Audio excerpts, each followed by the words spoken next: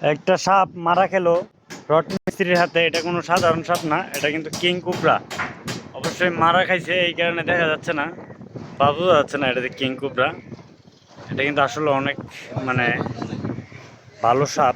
এই আই সর্বনাশ, তোমার তো সাপের তো কম লাগে না মেয়ে, তুমি যে এই সাপ মারলা নিচে রাখো তো দিই। এটা জেতা থাকতে ডাক দিতে পারলা না আমারে। মানুষ মেরে লাইলে আসলে এটা খুব ভালো একটা সাপ, মানুষ মেরে লাইলে এটারে কিং কোবরা, কিন্তু মরা বিদায় বুঝতে পারতেছেন না। আর যেহেতু আমি তো সাপের বিশেষজ্ঞ না, আমি সাপ চিনিও না। আপনারা একটু জানাবেন এটা কি সাপ যদি কেউ চিনেন।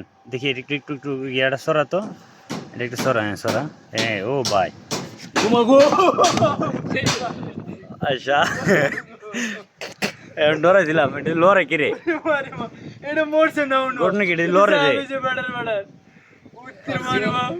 জীবন শেষ হ্যাঁ জীবন শেষ না ভাই, এটা লড়তেছে তো এখন।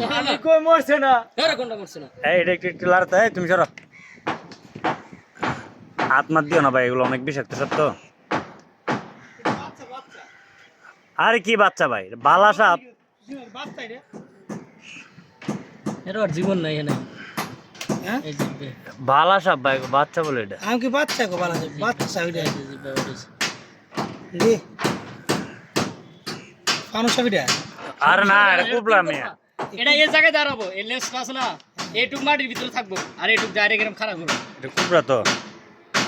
কি করছে গায়ে এটা কি রড দেওয়া পিটছে যে আর আগে ওই দেয় এবার কামা ছিল।